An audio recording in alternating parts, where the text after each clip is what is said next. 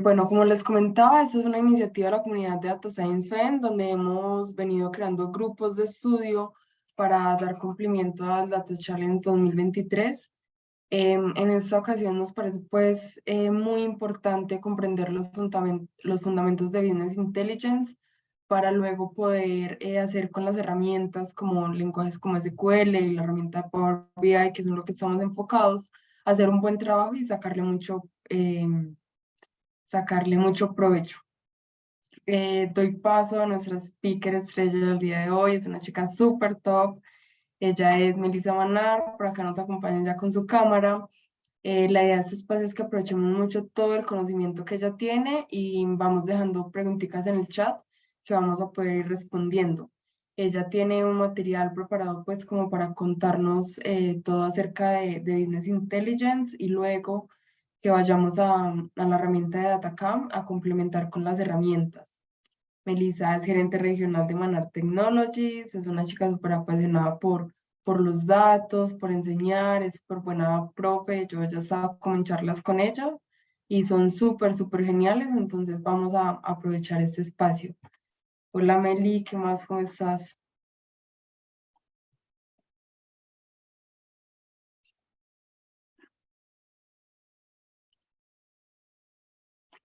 ¿Sí te deja Meli? Ya, ahora Ya. sí. Hola a todos, ¿cómo están? ¿Cómo les ha ido? Gracias por la invitación. Realmente participar en la comunidad para mí eh, es muy importante. Es una comunidad generosa, empática, que realmente lo que busca es que crezcamos como profesionales y brindarnos todas las herramientas que requerimos. En este caso, la beca, que es una beca que si la sabemos aprovechar, pues nos va a dar un componente técnico muy importante. Datacamp, dentro de las distintas plataformas que existen, tiene una metodología muy chévere que me parece al momento de evaluar pues, los conocimientos que se están adquiriendo y normalmente los problemas que colocan posterior pues, como a cada uno de los temas que uno está viendo son retadores. Entonces, la invitación por parte de este grupo parte Jennifer me dice, Meli, es que nosotros nos estamos yendo directamente a la parte técnica. Listo, voy a aprender SQL, hacer una consulta, hacer un select, para irme a una tabla, tener unos campos y posiblemente ir a visualizarlos en alguna herramienta de visualización de datos o de inteligencia de negocio. Pero es que allí no es donde realmente se genera el valor para las organizaciones. Y pues, ahí es donde entro yo. Les voy a entonces a estar presentando un poquito de a qué se debe que yo esté en capacidad de acompañarlos en este proceso. Sin embargo, vamos a iniciar. Somos 29 personas y les vamos a dar 5 minutitos con una evaluación.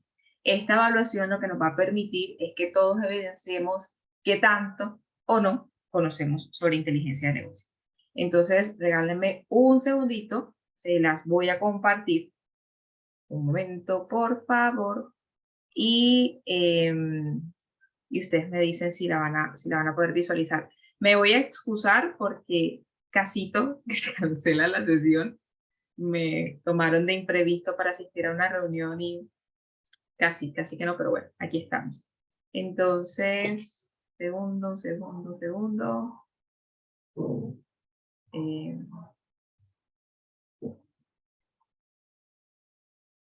wait. Esta es súper importante porque nos va a permitir identificar en dónde estamos nosotros. Acá está.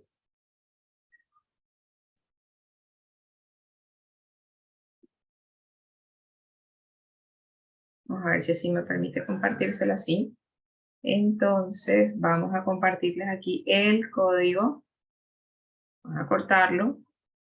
Esto no es una evaluación pues que nos vaya a representar algún tipo de nota. Aquí la tienen, se les acabo de copiar al chat. Me confirma porfa si todos pueden acceder.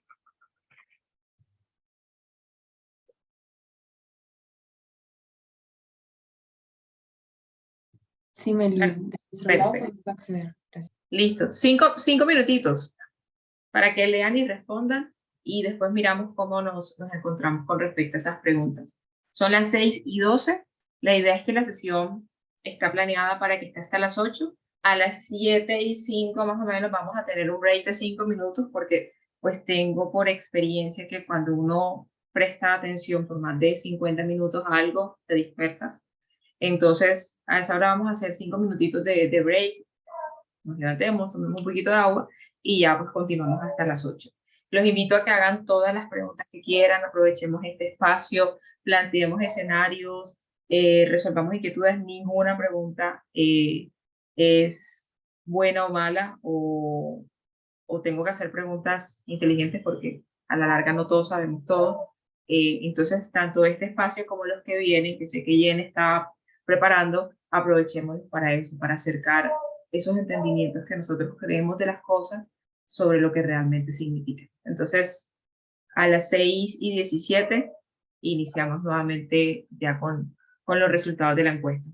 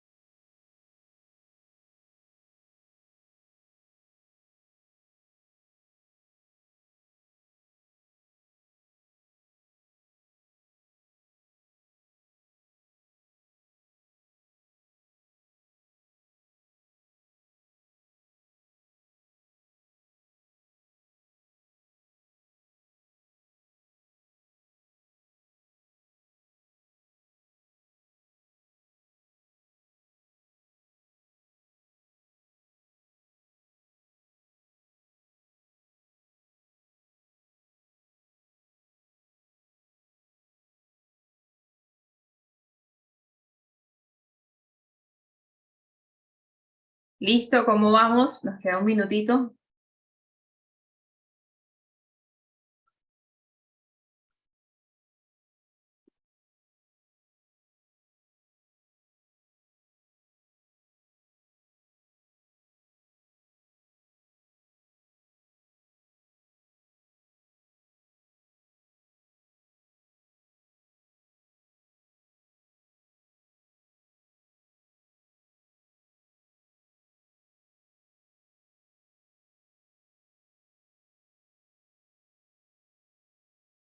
Perfecto. Entonces vamos a revisar pues la evaluación, cómo nos fue. a ver qué tanto entendimos o no. ¿Cómo les pareció? ¿Se habían hecho en algún momento esas preguntas?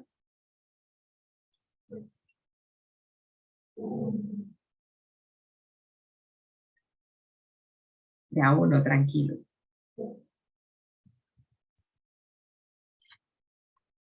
Estoy aquí para compartirles un poco la pantalla. Jen, ¿me permite compartir, por favor? Meli, creo que ya. Listo, perfecto. Entonces, aquí que encontramos sobre la primera pregunta que está asociada a qué es lo que entienden por inteligencia de negocios. Solo 8 de las 73 personas que han tomado la prueba, pues aciertan con lo que es.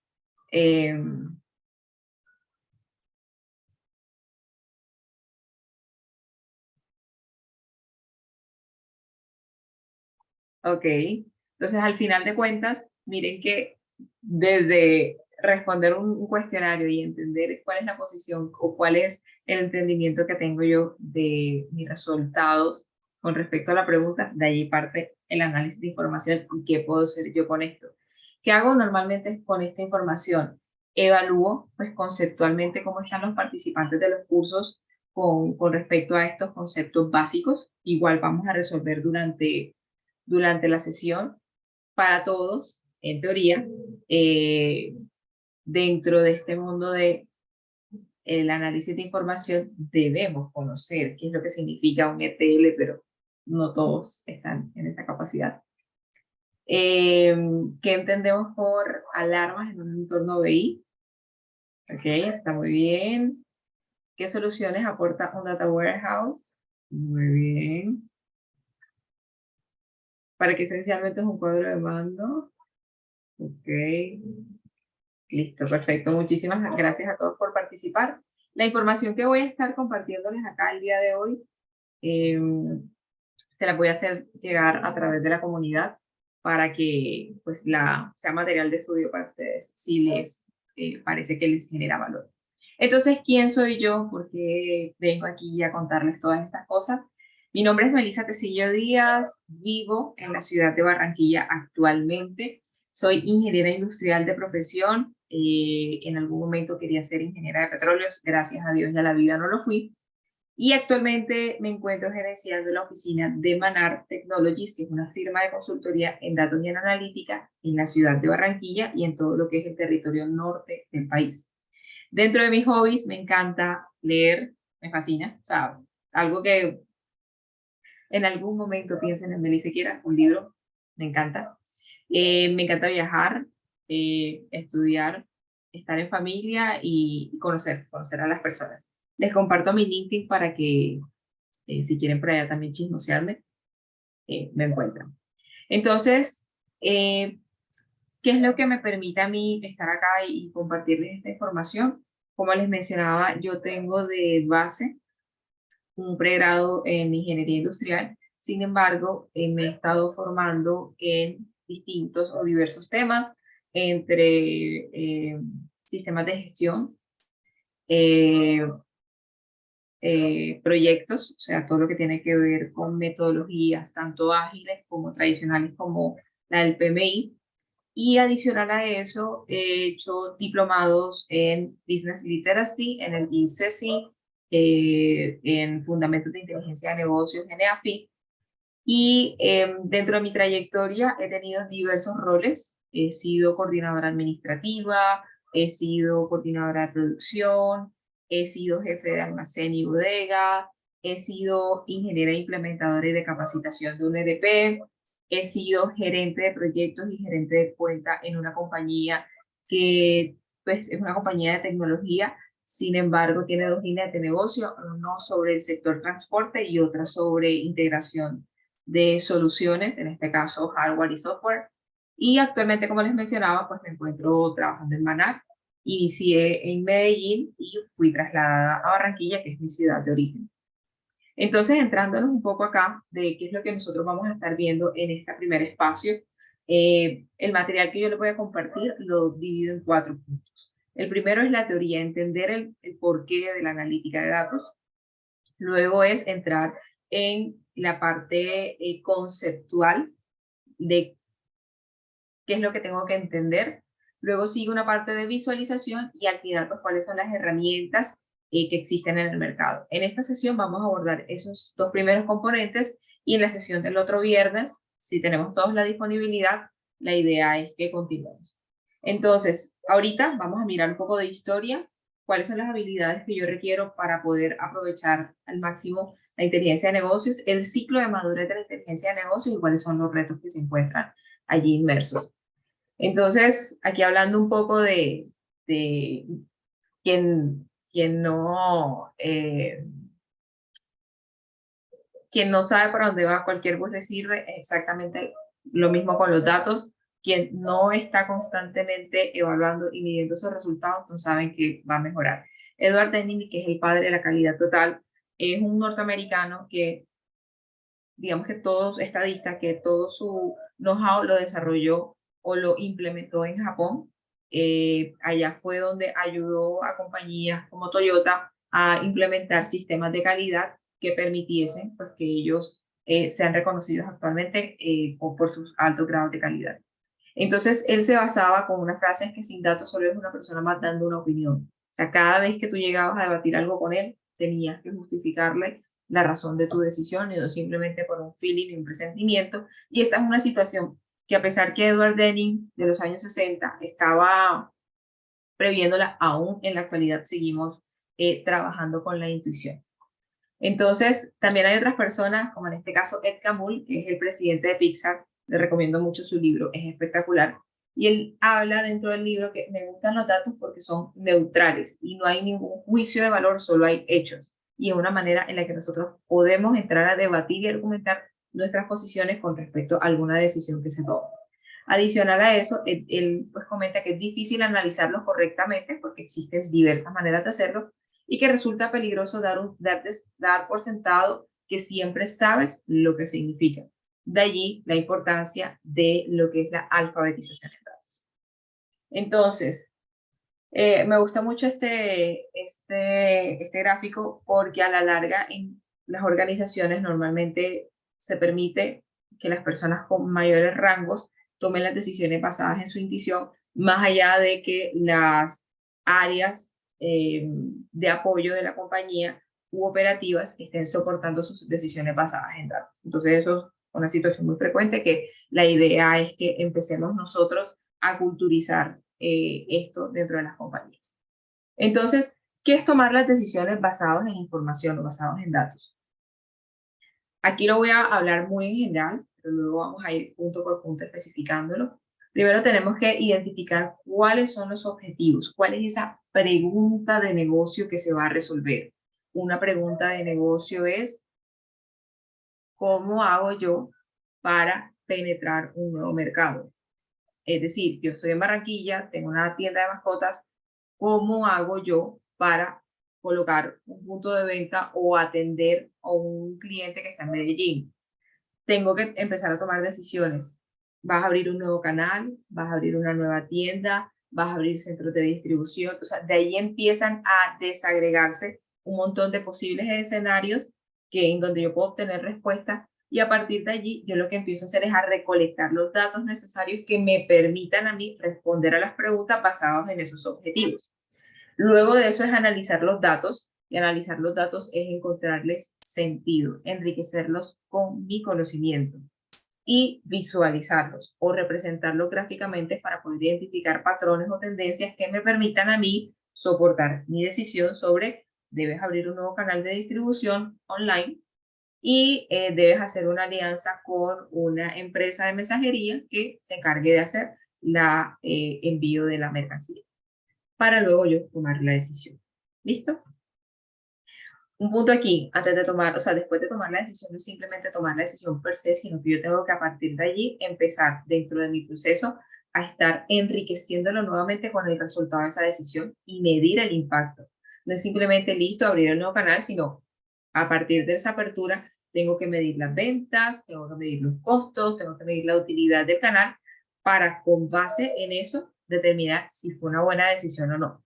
Y más adelante vamos a hablar un poco de lo que son los sesgos que nos pueden ayudar o nos pueden no ayudar a tomar las decisiones. Entonces, entrando ahora sí un poco en el contexto de lo que es la analítica, nosotros podemos estar hablando de inteligencia de negocio desde los años 50, solo que la manera en la que se hacía no es como lo conocemos hoy en día. En ese momento, lo que primaba era una inteligencia de primera generación, inteligencia de negocios de primera generación, a la que se conoce como la centralizada, porque todo estaba dispuesto por el área de tecnología, quienes eran los que tenían los conocimientos y los recursos para dar respuesta al negocio. Entonces, en ese momento llegaban las distintas áreas funcionales, mercadeo, comercial, compras, producción, al área de tecnología y le decían, necesito un reporte de las ventas, necesito saber cómo van los mantenimientos, necesito saber, etcétera, etcétera, etcétera. El área de tecnología tomaba todos los requerimientos y hay que hacer aquí un doble clic. Él tomaba el requerimiento, pero no validaba si el requerimiento tenía la completitud de la información que él necesitaba para poder hacer pues, su reporte. Simplemente tomaba su requerimiento y a medida que iba esa cola disminuyéndose, pues él iba atendiéndolos. Entonces, normalmente los tiempos de respuesta que ellos tenían no eran los adecuados. El personal de tecnología en ese momento estaba más enfocado pues, en fierros, en servidores y demás, en canales de comunicación, que en el tema analítico.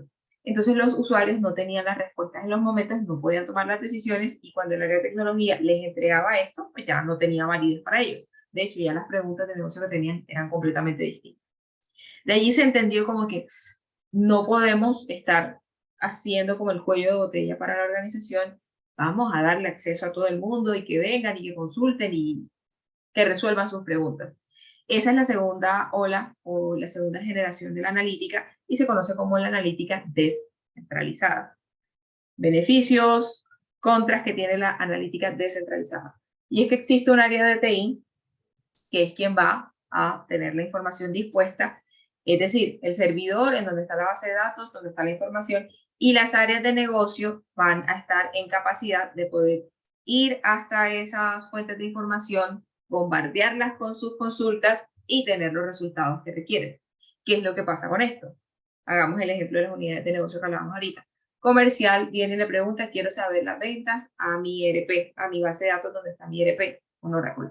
Vaya a hacer la consulta. El área de mercadeo hace la pregunta, quiero saber qué están comprando mis clientes. Y esa información también está en esa misma base de datos, una Oracle. ¡Pum! Le hace la solicitud. Pero también el negocio, que es donde está ese ERP, en esa base de datos Oracle, está generando transacciones. Entonces ese servidor también tiene esa cola de la tarea en donde están esas transacciones. Llegan momentos en que las consultas son de históricos de 2, 3, 4, 5 años o información con unos niveles de granularidad que tumban los servicios. Y ahí es donde existe la famosa frase de se cayó el sistema. Se cayó el sistema porque alguien está haciendo peticiones muy robustas y que el servidor pues está y haga un timeout. Entonces esto lo que generó fue eso, que los sistemas se quedaban off por el tema de las consultas directas. Entonces llegó un punto en que dijeron, no, tenemos que encontrar pues cuál es como la solución a todo esto y es lo que encontramos ahorita como la inteligencia de negocio democratizada. ¿A qué se refiere eso? Existe un área centralizada, aquí le ponemos TI, pero actualmente hay organizaciones que su área de inteligencia de negocios no está en TI, sino que está en el área administrativo-financiera. Actualmente es muy común verlo así. Y esta área funcional de la compañía es quien gobierna el dato. ¿Qué es gobernar el dato? Él es quien se encarga de centralizar la información. ¿Dónde están? ¿Quiénes acceden? ¿Cada cuánto acceden? ¿Cuáles son los canales de comunicación para acceder? ¿A qué tipo de datos puedes acceder tu área de negocio comercial? ¿Por dónde te puedes conectar tu área de negocio de mercadeo? Entonces, esto lo que permite es que las compañías puedan tener un gobierno de sus datos, ¿cierto? Validar temas de calidad de los datos, integridad de los datos, disponer hacia el usuario final un dato que le genere la certeza suficiente para tomar su decisión y el área funcional lo que desarrolla son capacidades en los equipos que permitan obtener esa información de esos repositorios centralizados que se están disponiendo y poder generar insights o análisis con esa información. Entonces, ya lo que se hace es que se valida, mira, un área funcional de mercadeo que tiene que tener habilidades o competencias en pensamiento crítico, en visualización de datos, en etcétera, etcétera, etcétera. Se habilitan esas habilidades, se capacitan esas habilidades o se desarrollan, perdón, esas habilidades dentro de los equipos para que ellos ya, que son quienes conocen del negocio, que son los funcionarios funcionales de cada área, puedan dar respuesta al negocio como tal. Entonces, así es que nos encontramos ahorita. Por eso cuando Jen me dijo, es que no es solo aprender SQL, y tú dices que sí, yo puedo hacer una consulta, y puedo hacer una consulta que me tumbe el servidor. O sea, yo también tengo que saber a dónde hago la consulta. Dentro del estándar, yo siempre tengo que tener un repositorio centralizado de información que como negocio tengo que definir para qué va a ser.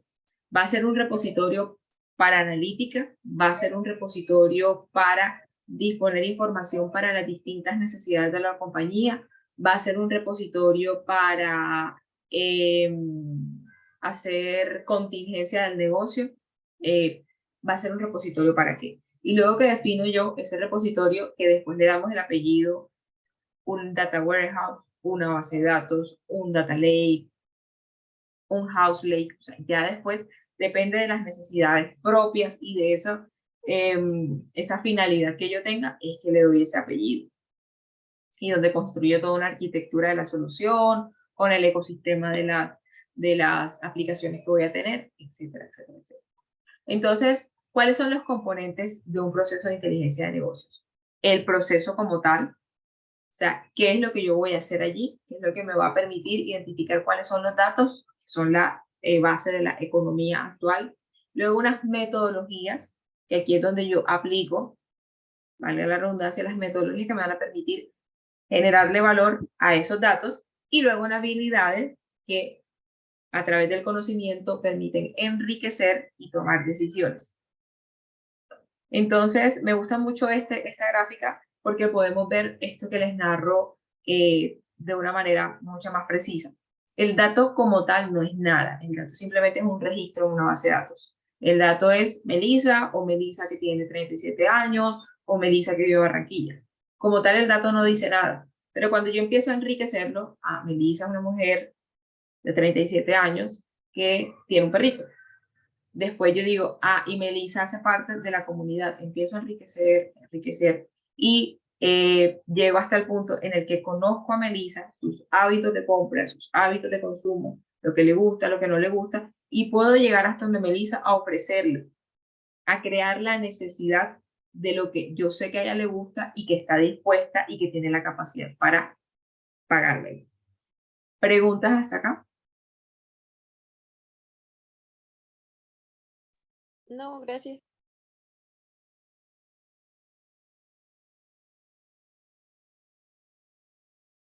Meli, disculpa, en el chat sí hay una preguntita que si nos puedes compartir el título del libro de Ed Catmull, por favor. Ahora que hagamos el break se los traigo. Listo. Ese es que hay dos. Les recomiendo el de Pixar, ese es Creativity Inc. se llama. Y también les recomiendo el de Bob Iger, que es el de Disney. Espectacular, o sea. Espectacular, no tengo palabras. Que al final ellos trabajaron juntos, porque Disney compró Pixar. Bueno, entonces, continuando, un poquito sobre pues, cómo es que las compañías toman las decisiones. Todos sabemos que en las compañías existen distintos órdenes jerárquicos, y cada orden jerárquico tiene unas necesidades propias. Entonces, las altas gerencias, que son esa cúpula, el orden estratégico de la organización, quienes son los que lideran, visionan y guían hacia dónde se debe dirigirse la compañía, son de tipo juntas directivas, presidentes o gerentes generales, y ellos, ¿qué consumen? Reportes estratégicos, y esos reportes estratégicos tienen una característica, y son reportes agregados. A un perfil estratégico no le interesa el detalle. A él le interesa conocer el panorama general, porque con base en eso toma sus decisiones. Y por eso es que decimos que son de baja granularidad y son tableros de control. Dashboards o balance scorecards, en donde tú puedas tener todos los componentes que requieres para tomar la decisión. Luego sigue un nivel táctico, y ese nivel táctico son las gerencias medias, facturas, directivos, gerentes de área, que tienen personal a cargo y ellos responden también a reportes gerenciales, pero aunque su granularidad es baja, ellos sí tienen que tener un poco más de detalle. Un poco más de detalle en este caso lo vamos a incluir con comparativos temporales. Entonces yo necesito, por ejemplo, si soy la gerente de ventas, necesito validar cómo va el desempeño de mi equipo, no específicamente como le está diciendo Melissa, pero necesito validar cómo va el desempeño de mi equipo a través del tiempo y cómo vamos con respecto a las metas que tenemos para cumplir. Cuáles son esas diferencias que llevamos, por encima o por debajo, etcétera, etcétera. Y luego está el nivel operativo, quienes son pues ejecutivos, empleados, y ellos tienen ya reportes con una alta granularidad y donde tú sí tienes todo el detalle completo de la información y ahorita les enseño un poquito de cómo normalmente se presentan este tipo de reportes. Entonces, acá lo estoy colocando un poco más en texto porque es importante el entendimiento de cuáles son los beneficios que yo tengo al momento de tomar decisiones basadas en los datos. O sea, dónde es que realmente se rentabiliza un dato en una decisión. Y normalmente, cuando yo estoy buscando esto, busco distintas cosas, pero lo que encuentra uno en la industria es que yo necesito vender más, ser eficiente en mi estructura de costos, no necesariamente es despedir gente, sino ser eficiente, buscar eficiencias operativas, venderle a nuevos clientes o venderle a los mismos clientes nuevos productos y ser sensible al riesgo. Es decir, que si yo tomo una decisión, cuál puede ser el beneficio o la pérdida que yo obtenga al respecto. O si yo no tengo un control dentro de mi proceso, qué tanto me puede afectar mi rentabilidad. Entonces, basado en esto, en procesos reinventados, es repensar completamente el proceso mediante aplicaciones de datos y análisis de tal manera que aumente la calidad, reduzcan los costos y aceleren los tiempos de entrega. Entonces, usos o ejemplos de esto es usar datos en puntos de ventas para pronosticar las necesidades de inventario y activar los procesos del proveedor mediante automatizaciones, que este es ahora el nuevo mejor amigo de la inteligencia de negocio. Es poder entender cuáles son pues, los análisis, cuáles son los resultados de esos análisis y que existan sistemas intermedios que tomen esa información, porque hay que entender que las plataformas de inteligencia de negocios son netamente de visualización, no son herramientas transaccionales. Entonces, ahorita, como le digo, el mejor amigo de estas herramientas es poder tener componentes que toman esa información y la lleven hasta los sistemas transaccionales para darle viabilidad a ese análisis. Esto reduce drásticamente el desperdicio de inventario y acelera el tiempo de comercialización de los productos. Ahorita existen muchas plataformas que lo que hacen es que yo tengo un sistema transaccional, un punto de venta en donde yo registro el cliente, lo que le vendí, también registro mi proveedor, lo que me entregó, las cantidades que me entregó, el costo que me entregó, registro también cada cuánto ese producto se está vendiendo y cada cuánto se me está agotando o no se me está agotando mi inventario. Con base en esta información transaccional, hay compañías que lo que hacen es que toman esta información, la analizan a través de algoritmos y tienen la capacidad de decirte, Meli, tú estás vendiendo celulares y el celular de tal referencia está rotando mucho más rápido de lo que tu proveedor te está entregando. Entonces, si continúas con este ritmo de ventas, en 2 días te vas a quedar sin inventario y tu proveedor te entrega en 5. Entonces, estas aplicaciones están constantemente monitoreando estas variables críticas para el negocio y disparan procesos operativos que, por ejemplo, en este caso genera una orden de compra cuando va que el punto de recompra ya está llegando y genera el proceso de la orden de compra al proveedor que yo tengo seleccionado y yo simplemente recibo la mercancía en el momento. También hay proveedores que lo que le están diciendo a sus clientes es, permíteme que yo instale esta aplicación y él está monitoreando el inventario para saber cuándo le despacha.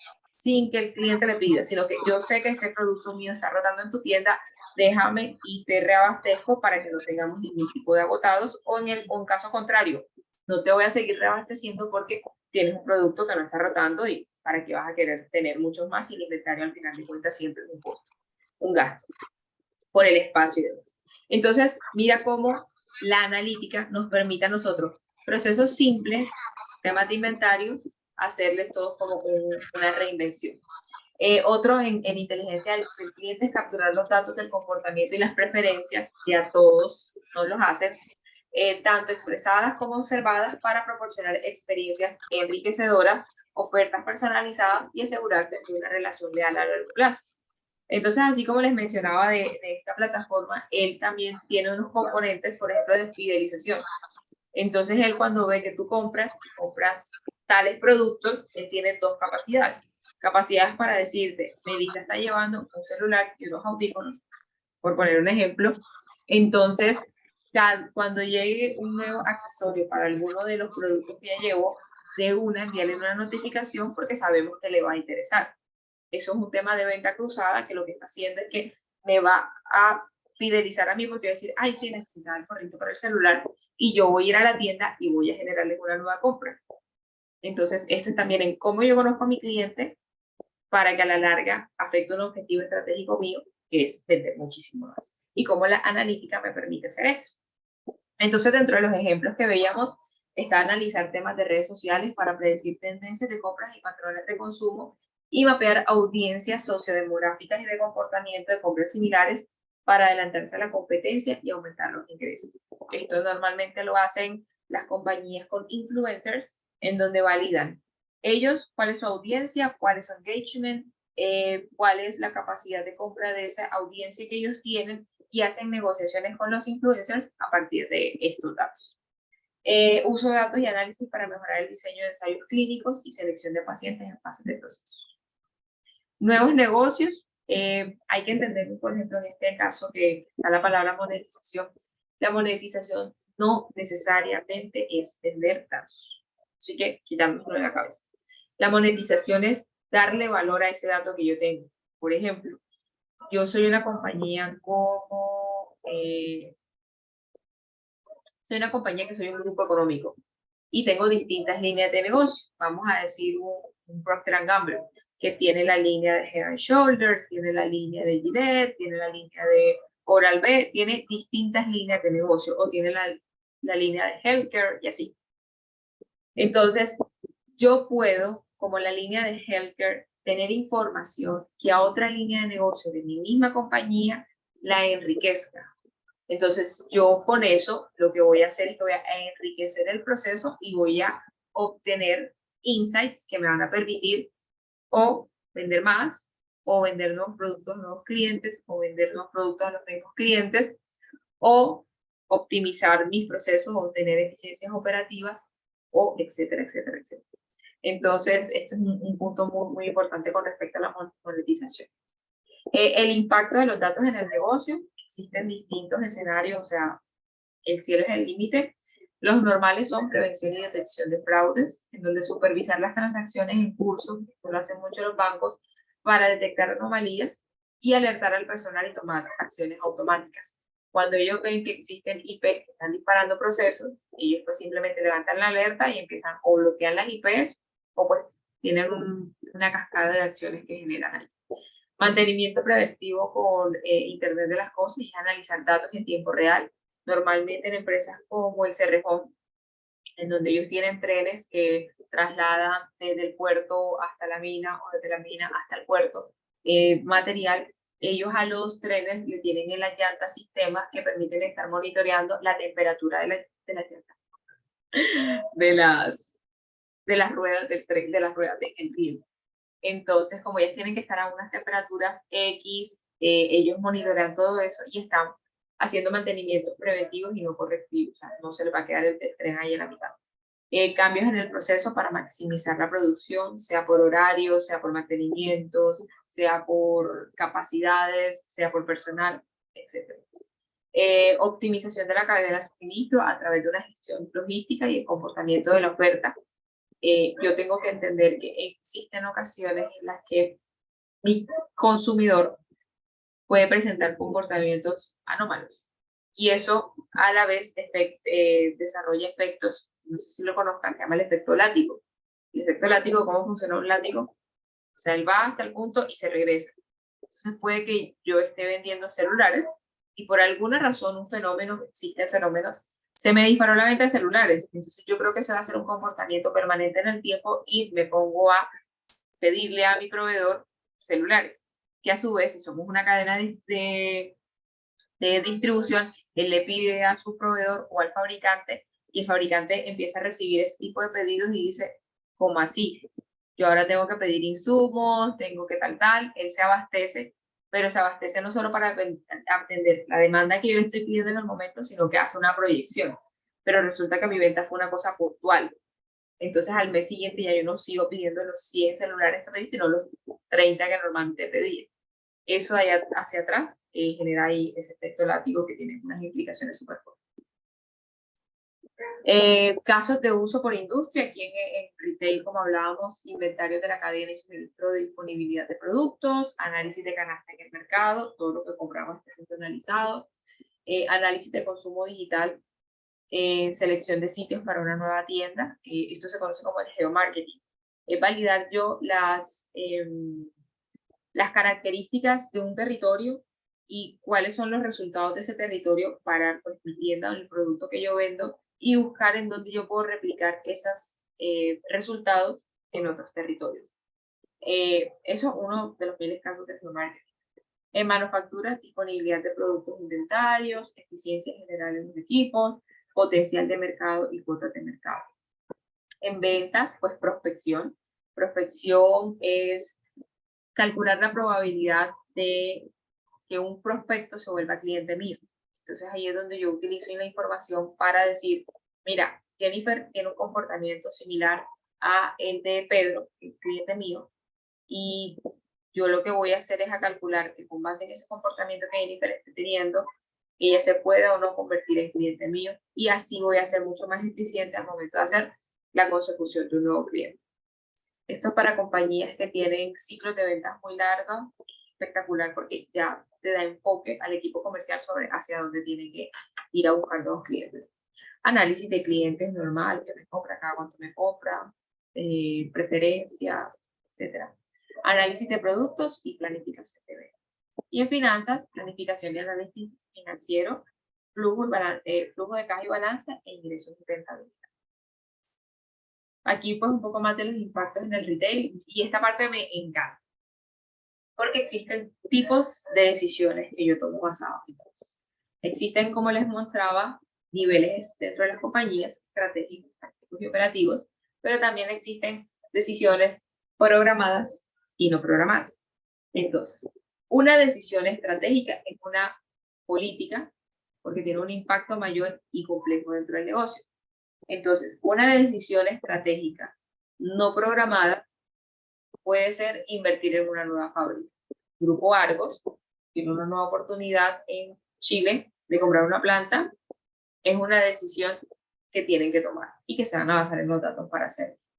Mientras que para este equipo de decisor, una decisión, este equipo estratégico, una decisión programada es la revisión anual del portafolio de productos para validar si todo su portafolio está cumpliendo con las expectativas, márgenes, rentabilidad y demás, o simplemente tienen que sacarlo o seleccionar uno nuevo.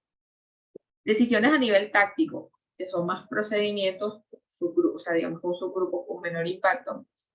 Para una decisión táctica no programada es, voy a reemplazar una máquina seleccionada por alguna imprevisto. O una decisión táctica programada es el número de productos que voy a producir el próximo mes. Una planeación. Para decisiones operativas, ya de ejecución, pequeñas decisiones que pueden ser insignificantes por sí solas, pero que en conjunto son importantes. Encuentro decisiones no programadas como cambios en el calendario de mantenimiento de las máquinas, porque yo normalmente voy y contrato a un experto que está en, no sé, en Turquía, y Turquía tuvo ahora unos problemas con el terremoto y no puede viajar y quedé yo parada. Entonces tengo que tomar una decisión en el cambio de calendario. Otra decisión operativa pero programada es programar a los empleados para la nómina de la próxima semana. Perdón, mi perro, me encanta. ¿Hasta acá alguna pregunta?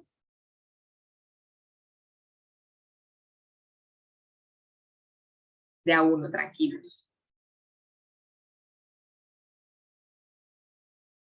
¿Han tenido este tipo de experiencia? ¿Les ha sucedido en el que se tengan que enfrentar a tomar decisiones y decir, bueno, para tomar esta decisión, qué datos necesito?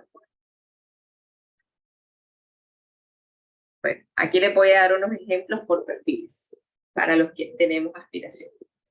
Entonces, normalmente nosotros tenemos distintos perfiles en las organizaciones. Tenemos distintos perfiles en las organizaciones. Un director de operaciones puede tomar decisiones del tipo, voy a centrarme en la eficiencia debido a la disminución de los márgenes. Esa es una manera también de validar uno de los objetivos de la analítica, que es el tema de el monitoreo del gasto.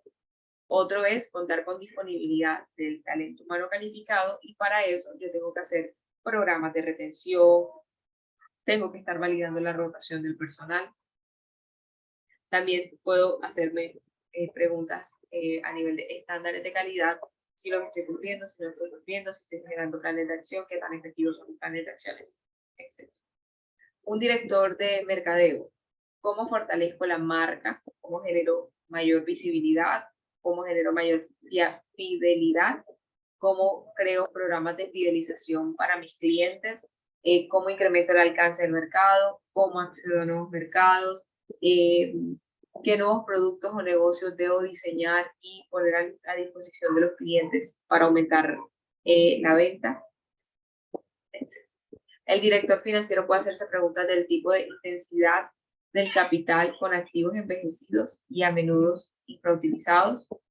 El director de la cadena de abastecimiento, que me encanta porque de allí es donde surgen grandes decisiones, y es cómo puedo hacer yo o cómo puedo coordinar la red global de proveedores y distribuidores, porque ahorita pues ya estamos en un mundo globalizado, yo le compro a quien quiera, donde quiera, y pues ellos están garantizándome tiempos cortos para las entregas.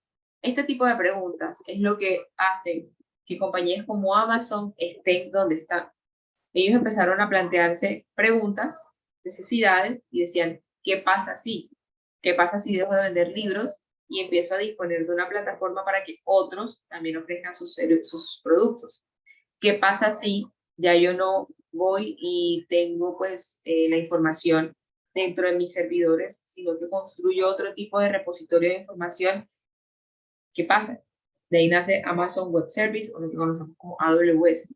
Y allí dicen ellos, ¿qué pasa si construimos un sistema tan robusto que no solo me permite dar abastecimiento a mis necesidades, sino que también puedo venderlo y hacer un negocio, que es el que todos compramos ahorita? Entonces, de estas preguntas y esas decisiones es que nacen todas estas iniciativas.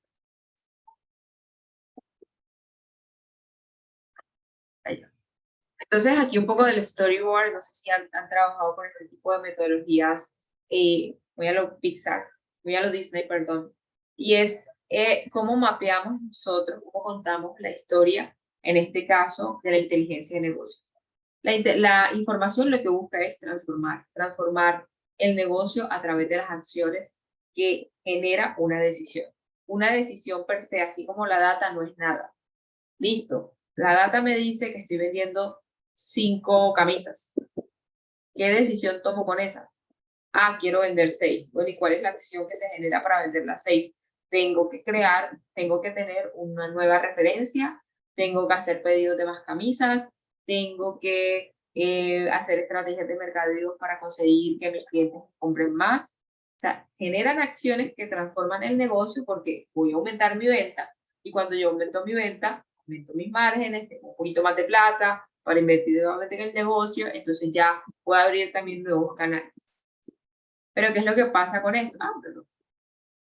Que, como les mencionaba ahorita, los objetivos que normalmente están asociados a la inteligencia de negocios tienen que ver con disminuir costos a través de los procesos, hacer un tema de aumento en el revenue a través de la inteligencia del cliente, tanto el nuevo como el futuro, tener nuevas oportunidades de negocios y ser equilibrado con el tema del riesgo y el beneficio.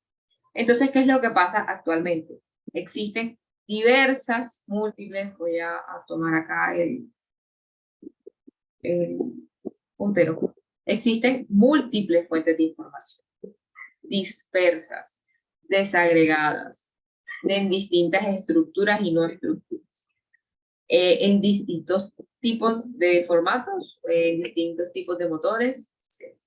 Y adicional a eso, no solo existen las fuentes de información propias del negocio, sino que ahorita también las de los terceros.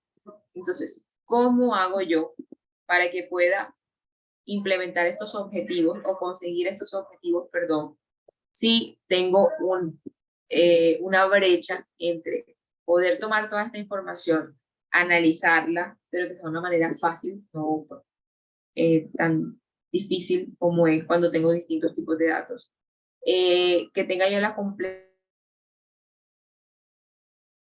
del dato, no que estén desagregados, que tenga un tema de gobierno de la información, como les mencionaba al principio, o sea, que yo sepa dónde está, quién la está viendo, cada cuánto la está viendo, por qué canal, y que esté todo intercomunicado. ¿Qué impactos tiene esto para el negocio? Primero, que es mucho más costoso para mí, porque tengo que mantener múltiples aplicaciones, múltiples motores de bases de datos, y que yo no estoy siendo eficiente o preciso o tomando las decisiones en el momento oportuno. Entonces puede impactar el negocio en que no reaccione a tiempo. Me quita agilidad. Entonces, ¿qué impacto tiene esto? Que digamos que los costos se vuelven complejos, me cuesta un poco capturar nuevos ingresos, no soy ágil ni escalable y el dato no me está orientando, no me está diciendo las cosas. ¿Cuál es el estado deseado? Primero hay que involucrar a la gente. La gente tiene que participar. La inteligencia de negocio no es tecnología, la inteligencia de negocio son capacidades analíticas de los equipos que se basan en los datos para tomar decisiones que impulsan el negocio. Entonces las personas son el centro de la inteligencia del negocio. Más que herramientas, más que cualquier cosa, son las personas. Y el estado deseado es que yo pueda tener la completitud de mi data en un lugar, en un repositorio centralizado de información, que yo no la tenga por silos, que tenga tecnologías de punta, tipo empresarial, y que las personas pues estén empoderadas. ¿Qué ventaja puede tener con esto? Voy a tener todos los datos combinados y gobernados, que la tecnología puede ser escalable, embebida y multicloud.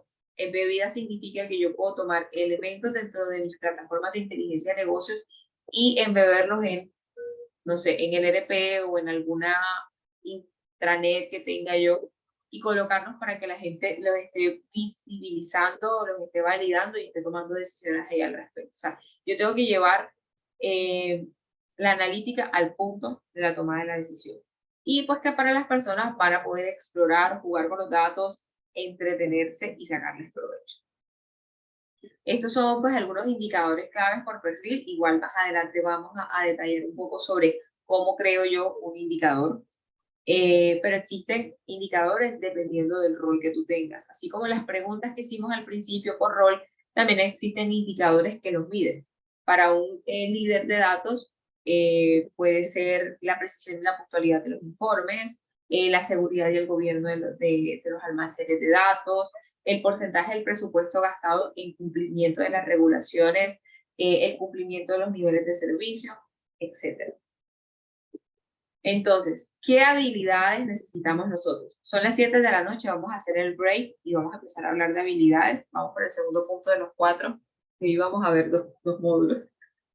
Bueno, esto lo extendemos, no se preocupe, a otros viernes. Pero entonces hagamos el break de 5 minutitos para que nos estiremos, tomemos un poquito de agua y nos vemos a las 7:06, si les parece.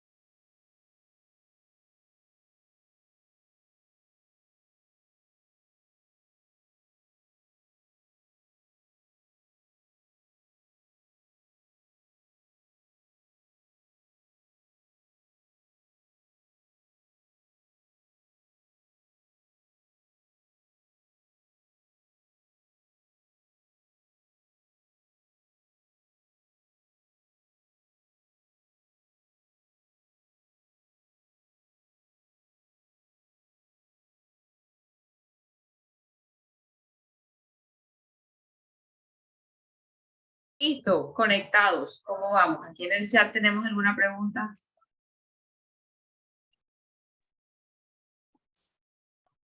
Hola Meli, todo súper bien. Yo creo que hay un comentario muy Bien, aquí veo importante. que María Ángel dice que le resulta entender las reglas difícil entender las reglas de negocio. Marcela dice que se ha concentrado en lo técnico. Por ejemplo, aquí Jorge dice, prevención también debe ser en tiempo real. Y ya le voy a decir qué es lo que pasa con ese tema del tiempo real. Cierto que el sonido disminuyó poco a poco. ¿Me están escuchando bien? Sí, Confírmenme, Meli, te porfa. escuchamos.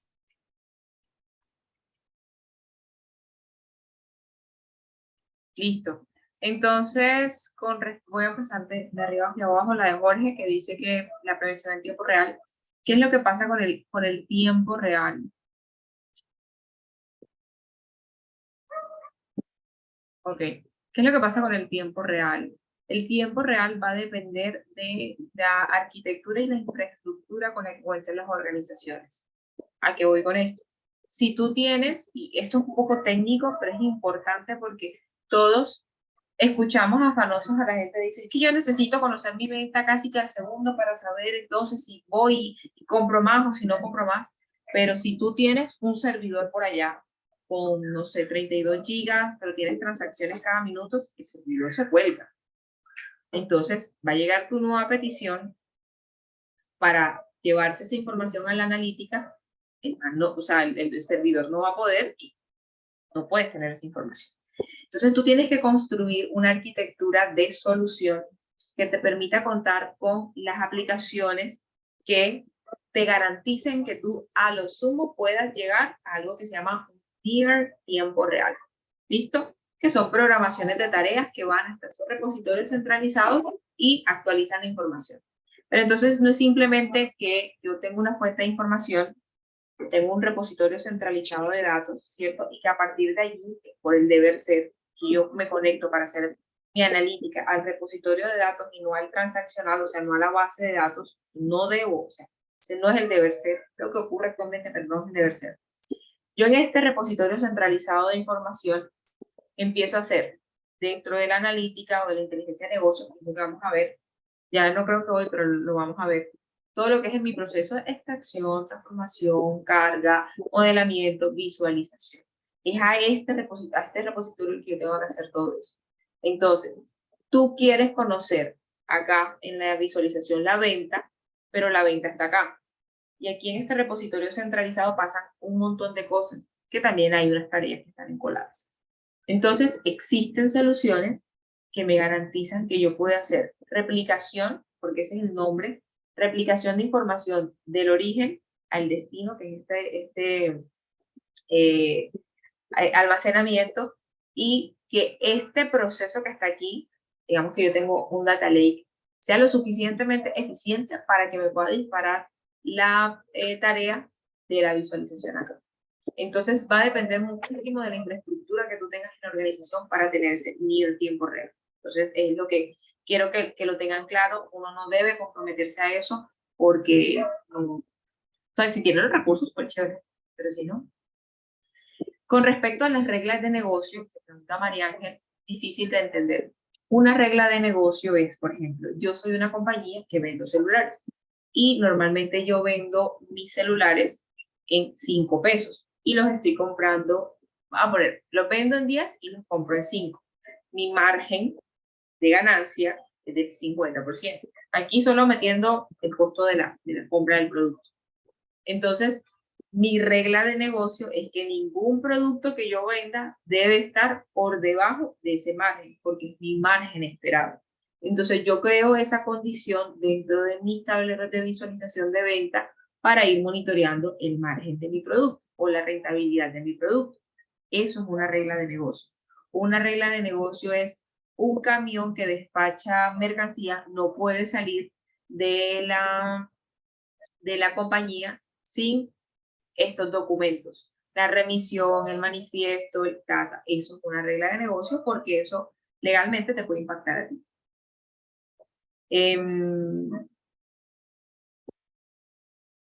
Después fue otra pregunta que me habían hecho.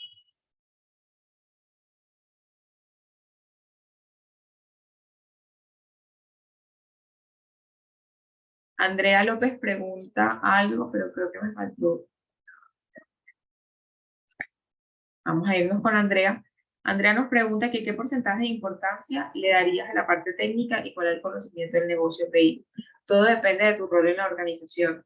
Si tú eres una persona, un decisor estratégico, tú tienes que tener un conocimiento genérico en la parte técnica, porque a la larga tú no eres quien vas a hacer una consulta en una base de datos, pero debes saber que existen consultas, que las consultas pueden hacerse de distintas estructuras, Selex, etcétera, etcétera, etcétera, a distintos campos, tal, o sea, conceptualmente tienes que entenderlo, pero a la larga tú lo que tienes, el valor que tú le generas a la organización es con los datos ya procesados, qué decisiones tomas, y más que la decisión, la acción que se genera. Yo tomé una decisión cuando vi que mis ventas no se estaban dando en abrir un nuevo canal de distribución. Entonces, en eso es que tú generas valor dentro de la organización, pero depende de tu rol. Si tú eres un rol más de analista, entonces tú tienes que tener capacidades desarrolladas de visualización de datos, que es técnica, o sea, y quiero que también todos nos lo llevemos. Todas las herramientas tecnológicas que están en el mercado son técnicas y tienen pues sus niveles de complejidades. Todos los hacemos ver como que eso es muy fácil, pero todas tienen su complejidad. Entonces los aplaudo a todos por querer aprenderlo y claramente vamos a hacer mucho más, vamos a transmitir mucha más confianza si los conocemos, pero el tiempo es oro. Entonces uno también tiene que saber hacia dónde quieres enfocar tu carrera. Si tú quieres una carrera más en la parte administrativa, en la parte decisora, pues entiende conceptualmente, no te estoy diciendo que desarrolles, pero procura robustecer mucho es qué hago yo con ese gráfico, qué decisión, cómo le impacto, qué pasa si el margen es esto, qué tipo de estrategias puedo establecer yo para aumentarlo. Ahora, en la parte técnica, entonces, como les decía, soy un analista, entonces necesito saber de herramientas de visualización, de representaciones gráficas, de storytelling. Por ejemplo, si soy una compañía que soy democratizado, entonces también qué tipo de consultas tengo que hacer, etcétera, etcétera. Melissa, estás presentando algo nuevo, estoy viendo la diapositiva, no nos quedamos en habilidades, estaba dando respuesta a las preguntas. Listo. Entonces, continuamos. Entonces, ¿qué es lo que pasa con las habilidades que se desarrollan ahorita a nivel de datos? Los datos ahorita son un nuevo lenguaje. Y así como nosotros aprendemos portugués, inglés, francés, alemán, en donde nos toca ir de lo básico hasta lo complejo, desde aprenderme las palabras hasta aprenderme los conectores, los tiempos gramaticales, hacer una oración, etcétera, etcétera, etcétera. Así mismo pasa con los datos. Entonces, es una habilidad que se tiene que desarrollar y el Foro Económico Mundial en el 2022, mentira, en el 2020, en el 2020 estableció cuáles son las habilidades que necesitamos desarrollar para el 2025 según lo que se predice van a ser los tipos de trabajo al 2025, que de hecho ya lo estamos viendo. ChatGPT puede que le cambie la vida a un montón de gente, entonces. Si ChatGPT me entrega la respuesta, entonces, ¿qué hago yo con esa respuesta? Ahí es donde tú como persona generas valor. ChatGPT te entrega el código, está perfecto, pero ¿y eso cómo lo vas a implementar? ¿Y qué decisión vas a tomar? Entonces, dentro de esas habilidades encontramos habilidades de tipo para resolución de problemas y esto va un poco con lo que me estás preguntando ahorita también, de qué tipo de conocimiento necesito tener. Entonces, hay habilidades para resolución de problemas, para autogestión, para trabajo con gente y para el uso y desarrollo de tecnología. Entonces, dentro de la resolución de problemas, que aquí a todos nos compete, tenemos pensamiento analítico e innovación, resolución de problemas complejos, pensamiento crítico y análisis, creatividad, originalidad e iniciativa y razonamiento, resolución de problemas e ideación. Esto suena muy bonito, pero cuando yo les pregunto, ¿ustedes saben qué es resolución de problemas complejos? ¿Cómo desarrollo esa habilidad? Ahí es donde nosotros tenemos que entrar a exponernos a situaciones que nos permitan desarrollarlos. Y situaciones me refiero a estudiarlas, evaluarlas. Digamos que un componente que te permite identificar que tú has desarrollado la habilidad es cuando tú fraccionas los problemas. Tú puedes tener un problema complejo, grande, y tienes la capacidad de dividirlo en subproblemas o en subcategorías, e ir validando una a una hasta que encuentres cuál es la categoría que realmente es la que te está presentando el problema. Y cuando ya lo encuentres, empiezas también a validar cómo esa solución que hiciste puede afectar al resto de subcategorías para que ya establezcas si resolviste o no el problema. Entonces, allí, para darles respuesta a las preguntas que me estaban haciendo, los invito a que evalúen un poco el tema. La pirámide DISC se conoce así en inglés por el Data, Information, Knowledge and Wisdom. Lo que nos dicen es que los datos son la base, ¿cierto? Sin embargo, los datos crudos se adaptan a las necesidades y capturan la atención del público. Pero los datos, como les mencionaba, no son nada. Los datos simplemente son registros aislados. Un dato puede confundirse con que sea una señal o que sea ruido. O sea, puede que me enriquezca mi análisis o puede simplemente que me haga dispersarme porque no me va a decir nada. Cuando yo empiezo a enriquecer ese dato, lo convierto en información, le doy significado. Lo empiezo a entender, empiezo a agregarle significado, importancia y propósito. Es como les mencionaba ahorita, empiezo a entender que Melissa, una mujer, tiene 37 años y tiene un perro. Cuando ya yo empiezo a aplicarle mi conocimiento que he desarrollado por mi experiencia o por la academia a esa información, es que yo transformo esto, digamos aquí colocamos que en creencias o valores, pero es donde yo digo, Melissa es una mujer, ya perfilo a Melissa, que consume este tipo de productos, que vive en este tipo de sectores, que tiene esta capacidad adquisitiva, y cuando yo sigo enriqueciendo esto, aplico esa sabiduría, es que yo digo, a Melissa le va a encantar que yo cree un café en donde ella pueda llevar su perro. Entonces vamos a generar una estrategia de fidelización que se llame Pet Friendly Coffee, o trae a tu mascota peludita y le damos una galletita de café, no sé. Entonces eso es cuando yo empiezo a conocer a mi cliente. Esto es por poner un ejemplo. Esta es otra gráfica que hemos visto muchísimo y que tiene demasiado sentido porque, como les decía, el dato como tal no es nada, un Lego. Cuando yo lo ordeno, sigue sin ser nada. O sea, yo lo estoy, simplemente entiendo que existen rojos, amarillos, negros, que unos son de 2 piececitas, que los otros son de 3, que los otros son de 5. Cuando yo los organizo, entonces ya yo sé que existen 5 del negro, 7 del amarillo, 3 del verde, 2 del rojo, cuáles son como sus estructuras. Pero cuando ya yo los empiezo a organizar, mira que yo digo, mira que del rojo y del amarillo son iguales, tienen las mismas cantidades, igual que el blanco y el verde, y que el blanco y el azul, y que el verde, o sea, ya me impacto y ya puedo tomar una decisión. Mira, yo con esos dos puedo hacer una torre, yo con estos dos puedo hacer una casa. Entonces, entrando un poco en materia, como les decía, los datos, pues es un nuevo lenguaje y nosotros tenemos que entender que existen distintos tipos de datos. Existen datos que son continuos y existen datos que son categóricos y discretos. Los datos continuos son de tipo intervalos, o tipo radios, o tipo tiempo. Y un ejemplo, por ejemplo, de intervalos, una balanza de peso, que va entre un punto a otro punto. Un ratio es cualquier número y el tiempo, pues como los conocemos, con sus formatos de tiempo en fechas y en horas. Los datos categóricos o descriptivos son nominales u ordinales y podemos encontrar en el tipo nominal, que son acciones, por ejemplo, versus bonos, ordinal, que es alto, medio, bajo, y en discretos o limitados, números en la ruleta. ¿Por qué es importante que entendamos que existen distintos tipos de datos? Porque cuando ya yo voy a trabajar en inteligencia de negocios, existen unas nombres que yo voy a escuchar con frecuencia, que son las dimensiones y las medidas. Y una dimensión y una medida se va a basar en el tipo de dato que es. ¿Listo? Entonces, tengo que entender primero qué tipo de datos es. Wendy hace una pregunta que si la representación de datos sería la actividad de la limpieza de datos.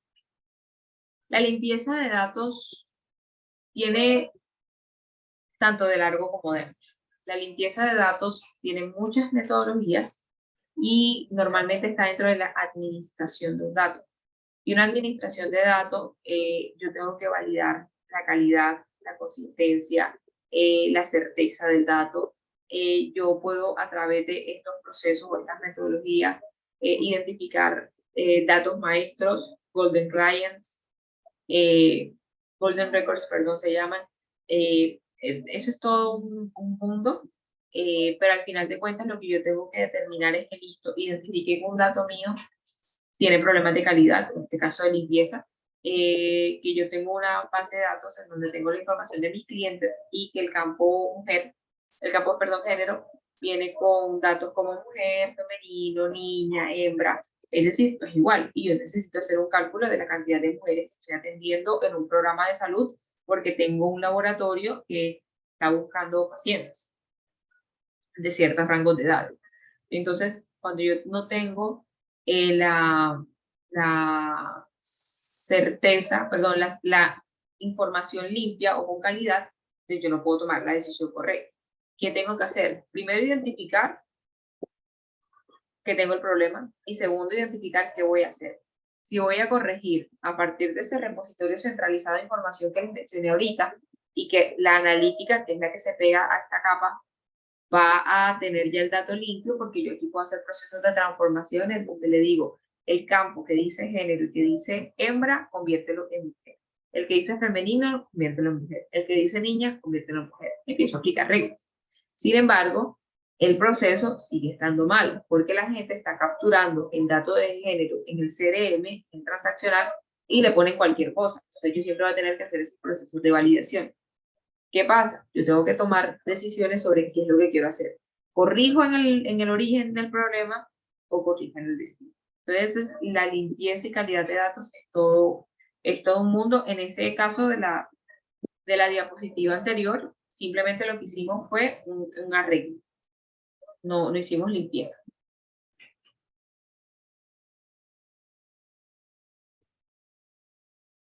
Ahora entonces es donde viene un famoso concepto, que no sé si lo han escuchado, que es data literacy. Data literacy o alfabetización de datos. Lo que busca es que nosotros podamos entender, trabajar, comunicar y tomar decisiones con los datos. Y tienes que desarrollar habilidades para cada uno de estos componentes. Entonces, ¿yo qué voy a desarrollar con un programa o con la habilidad de o estar alfabetizada en datos? Es que yo voy a conocer cuándo es apropiado usar un dato con un propósito específico. Es decir, yo sé cuándo puedo segmentar a un cliente. Sé qué significa una segmentación.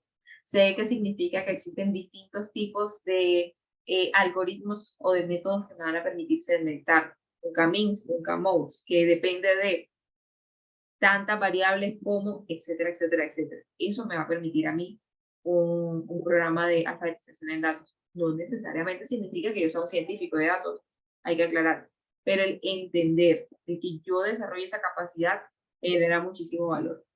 Saber interpretar visualizaciones de datos como gráficas y tablas para comprender qué significa, por ejemplo, un gráfico de dispersión.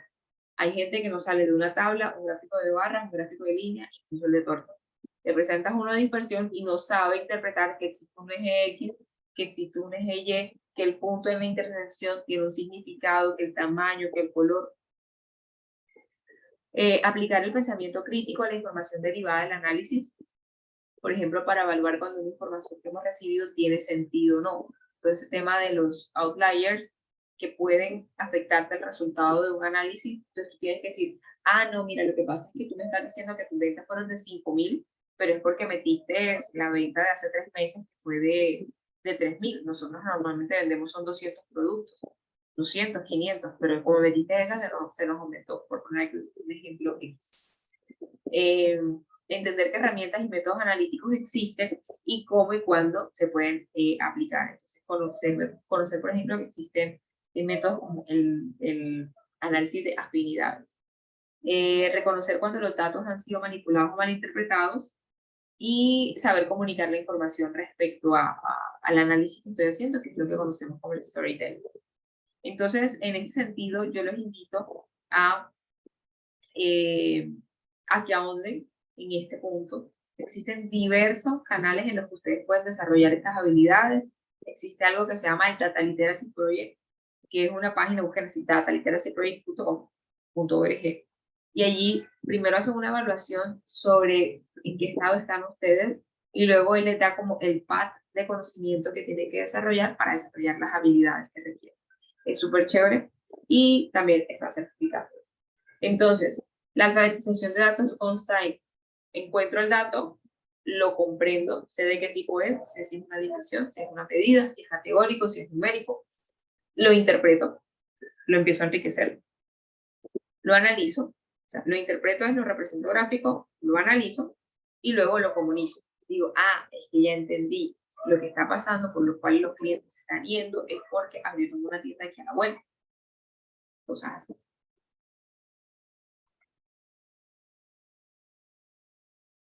Aquí María Ángel dice, en el caso de outliers extremos, la mejor manera de mostrar el comportamiento es con la mediana, no necesariamente. Porque todo va a depender de la frecuencia, va a depender, por ejemplo, hay muchas empresas que todo lo que es la pandemia no lo están teniendo en cuenta, porque es muy difícil de replicar ese comportamiento en ese punto en específico, y el mercado se ha vuelto como a normalizar posterior a la apertura o digamos que a los cierres de las cuarentenas. Entonces todo va a depender de la situación, del análisis. Pero lo importante, y me parece súper importante tu cuestionamiento, María Ángel, es que sepamos que es una mediana, sepamos que es una media, sepamos que es una moda. Cuando dentro de nuestro análisis debemos utilizar cada una de estas y el por qué. Eso es lo que busca la alfabetización de datos. Listo. Entonces, ¿cuáles son las habilidades que yo tengo que desarrollar en cada uno de estos puntos? Entonces, por ejemplo, en la recolección de datos, descubrir y recopilarlos, evaluarlos y garantizar la calidad de los datos en la fuente, es lo que hablábamos hace un momento. En la evaluación de los datos es tomar decisiones basadas en datos, existen herramientas de analítica, descubrirlos, recopilarlos, representarlos verbalmente, identificar problemas de uso de los datos, visualizaciones de datos que no correspondan, e interpretación y entendimiento de datos. En la administración de los datos, que es el data management, que les conversaba ahorita, que tiene que ver con la calidad, y es manipulación, conversión de los datos, por ejemplo, formatos. Un dato no estructurado, un texto, entonces, ¿cómo hago yo para formatearlo y volverlo en un formato columnar, o sea, en una estructura, perdón, columnar para poder procesarlo? Creación y uso de metadatas, es lo que al final es el lenguaje del negocio aplicado al dato, que me va a permitir que si yo en una tabla de mi ERP tengo al cliente, por ejemplo, SAP, y en SAP la tabla de cliente, el campo de nombre es XYZ, cuando un usuario final vaya a consultar, quiere saber los nombres de mis clientes, no va a ir, tráeme el dato del XYZ, no. Hay que decir el nombre del cliente. Entonces, esa conversión desde el origen de la data hasta el destino, cómo es que se tiene que llamar para que el negocio lo reconozca. Por ejemplo, ventas, saldos, clientes, productos, categorías. Conversión, seguridad y reutilización de los datos, preservación de los datos, que es supremamente importante porque lo que hablábamos ahorita, yo les decía que existen estructuras o arquitecturas de soluciones que también van a depender de este tipo de situaciones. ¿Qué tanta información yo voy a tener en ese repositorio centralizado? Y listo, va a tener 2 años de información, si es por tiempo o si es por volumen. Va a tener tantos años de información, ¿qué pasa con esa información que se va de aquí? ¿Hacia dónde se va? Mi modelo analítico entonces ya no lo va a consultar o se va a pegar a ese otro repositorio de información. Preservación, organización de los datos. En marco de trabajo conceptual, pues introducción a los datos que estamos haciendo, tener un entendimiento. Y en la aplicación, un tema de ética, cultura, referencia, colaboración. Este me encanta, que es el arte de hacer preguntas y entender la respuesta. Y es porque alguien le pregunta a otra persona que está hacer una multiplicación en el tablero como que, ay, no sé, sí, ayuda, voltea, y el otro en su afán de ayudarle, le responde como que está fácil, o sea, es tal, y le coloca un signo de admiración al final porque dice, papaya, ahí te la dejé.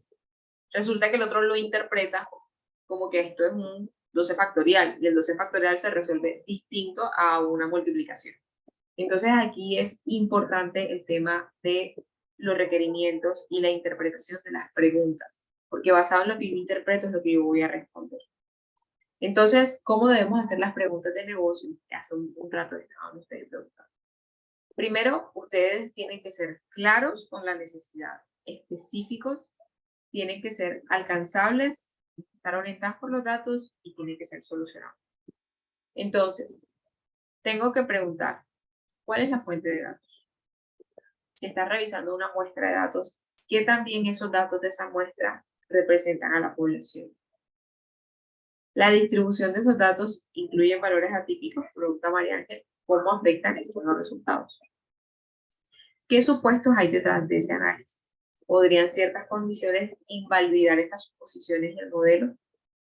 ¿Por qué se decidió por el enfoque analítico particular y qué alternativas se consideraron? ¿Qué tan probable es que una variable independiente esté causando los cambios en la variable dependiente?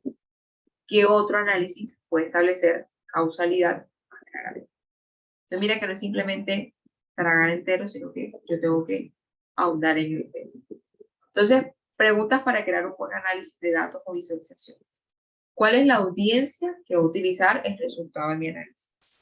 ¿Cuál es el propósito para que será utilizado ese análisis?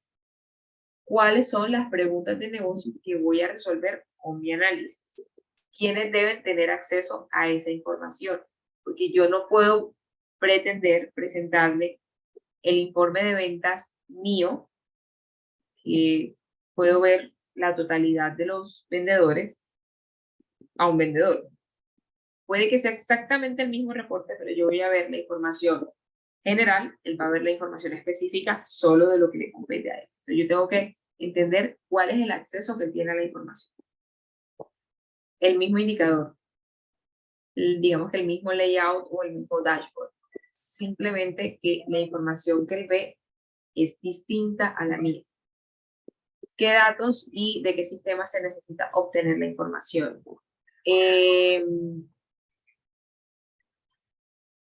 Por ejemplo, pasa algo.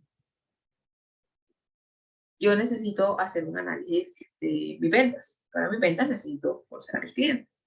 Entonces, dentro de mis clientes, yo tengo que saber qué datos me permiten a mí identificar su comportamiento. Entonces, yo necesito saber su nombre, su ID, la dirección de su casa, que tengo un servicio de domicilios, su edad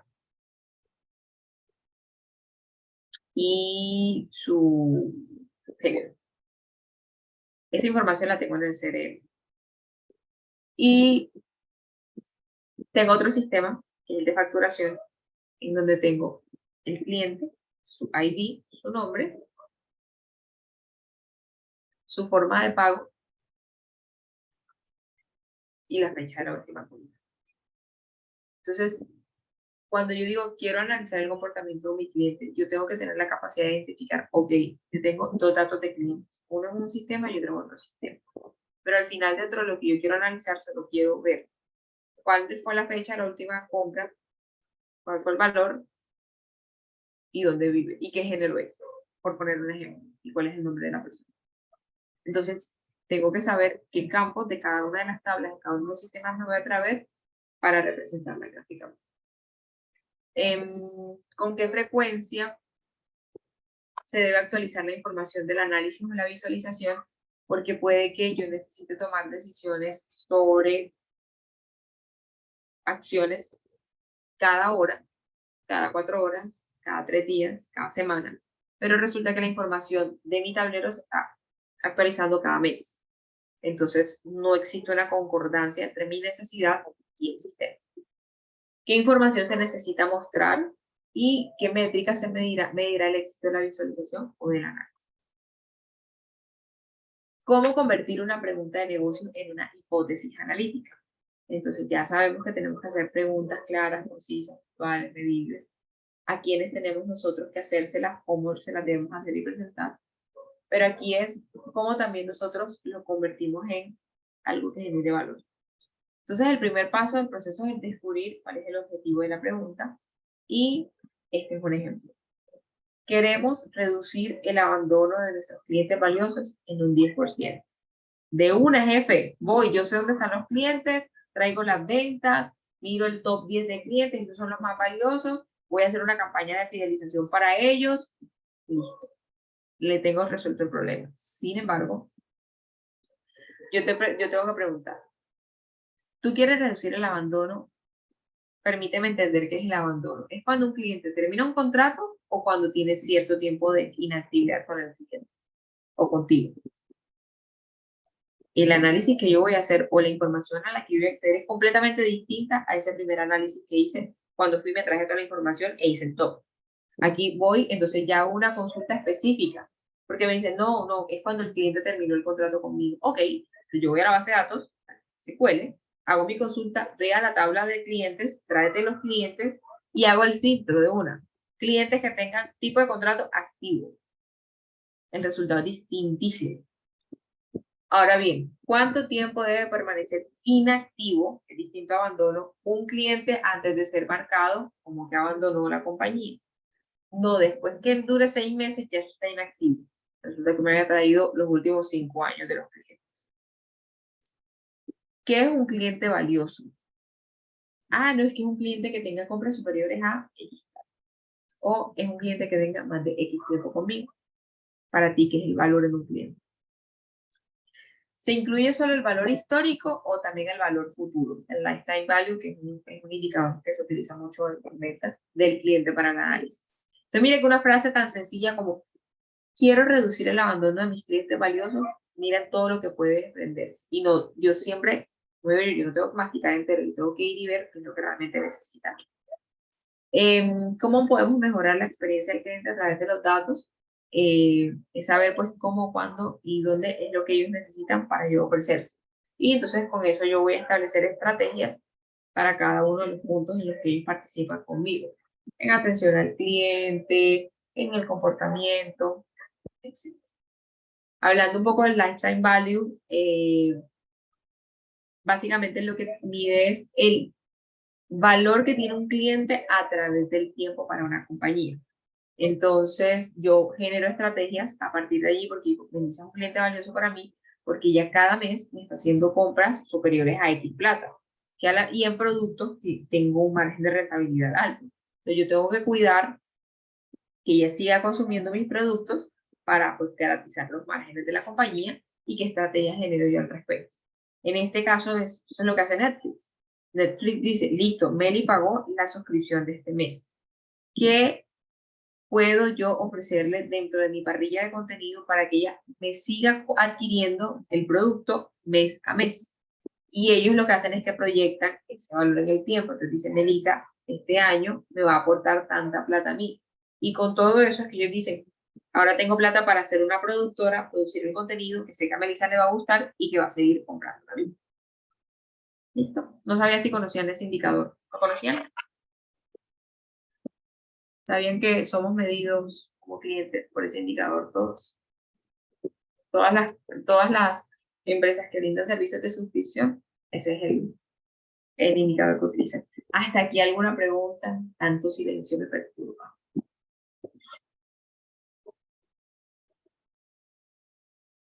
Bueno, hay algo que son los sesgos cognitivos. Yo este material se lo voy a compartir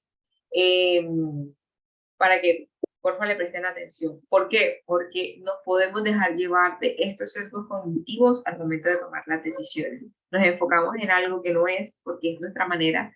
Son como atajos que tenemos en la cabeza de que así se hacen las cosas. Y como yo les decía ahorita, con el tema del abandono, yo voy de una consulta, quiénes son los clientes, y listo, jefe, le tengo aquí el dato. Pero realmente no es así porque me estoy dejando cercar. No estoy yendo como al mundo.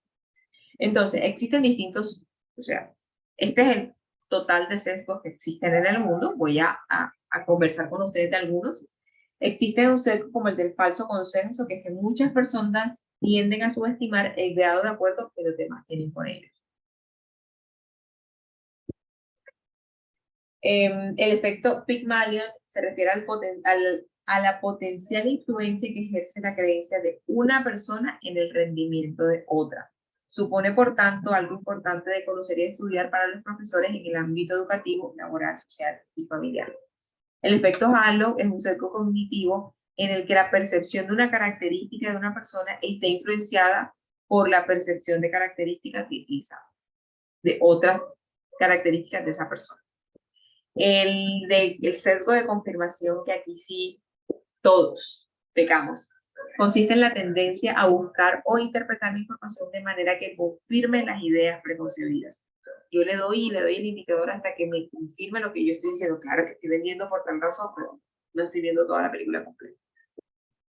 Entonces, este es otro punto en el que los invito a que exploren para evitar que pues caigamos en ellos, no porque sean malos, sino porque a la larga un sesgo es una manera en la que el cerebro busca acortar caminos para llegar a conclusiones, pero no necesariamente la conclusión es la que corresponde.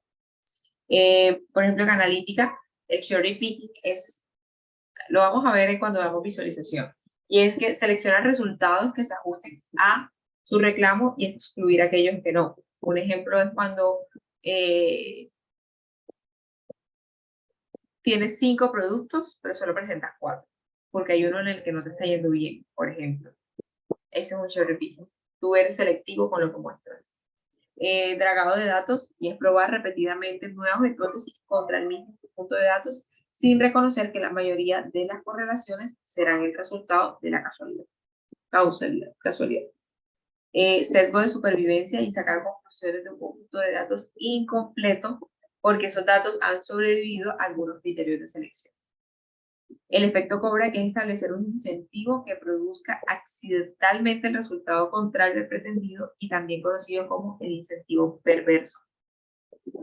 La falsa causalidad, y es suponer falsamente cuando dos eventos parecen relacionados y uno debe haber causado el otro.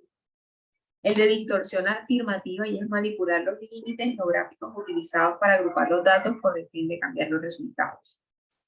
El sesgo del muestreo, y es sacar conclusiones de un conjunto de datos que no es representativo de la población que estoy rastreando o que estoy intentando entender. La falacia del jugador, y es creer erróneamente que debido a que algo ha sucedido con más frecuencia de lo habitual, ahora es menos probable que suceda en el futuro y viceversa.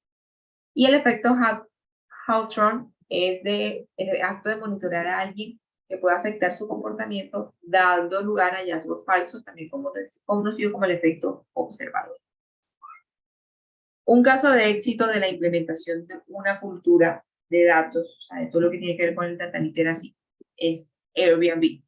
Airbnb tenía muchísimos científicos de datos y pues ellos estaban ahí tirando código, sacando sus algoritmos, métodos, conclusiones y demás, pero existían también las áreas funcionales que, o sea, mi papá no entendía. Entonces Airbnb decía, tengo la gente con capacidades, tengo los recursos económicos, tengo las plataformas. ¿Cómo hago para que ellos entre todos nos conozcamos y maximicemos la inversión que tenemos acá? Y crearon algo que es el Data University Vision. Entonces, este Data University lo que tiene como centralizado es este componente de Data Literacy, en donde lo que busco es alfabetizar a toda la organización y desarrollar las habilidades según el rol de cada uno de ellos. Entonces, tengo herramientas, educación, que me va a fortalecer, educación no necesariamente solo en herramientas, sino educación en habilidades, y acceso a los datos. Cuando ya yo tengo todo esto, o sea, soy el boom. ¿Qué permite esto? Que empodera a la gente, que toman decisiones informadas, que pues los equipos pueden escalar, porque eso también les da como un path de carrera. Entonces dice, yo soy analista junior, si quiero ser un analista senior, ¿cuáles son las habilidades que tengo que desarrollar o cuáles son los cursos que tengo que tomar para poder hacerlo y cuál es la experiencia que tengo que tener en distintos tipos de proyectos para poder llegar a ser desarrollador junior? Entonces, garantizas que las decisiones se basen en datos. Los usuarios hacen preguntas, pues, que hacen las preguntas, saben lo que están buscando, que es lo que yo digo, el levantamiento de requerimientos es clave fundamental, y reduce el ciclo de retroalimentación al responder preguntas, porque ya la gente sabe interpretar los datos. Rápidamente vamos a hablar sobre el ciclo de madurez del analítico. voy a irme un poquito más rápido. Vamos a llegar acá. Esto es una gráfica bastante conocida y nosotros a nivel de datos debemos partir de un punto cero. Aquí no lo vemos, pero es la intersección entre el eje X y Y. Y ese punto cero está orientado a lo que mencionaba ahorita de la calidad. Yo tengo que garantizar gobierno y calidad de los datos para poder continuar con el análisis de mismo. Porque si yo quiero hacer modelos predictivos sobre datos que están malos, mis decisiones van a estar malas. O incluso ni siquiera modelos predictivos, modelos descriptivos. Entonces, eso es el punto cero de partida y es lo que los invito a que siempre busquemos garantizar. La calidad de la información, el gobierno de la información. Luego de que yo tengo resuelto esto, empiezo con el primer punto, el primer nivel de madurez.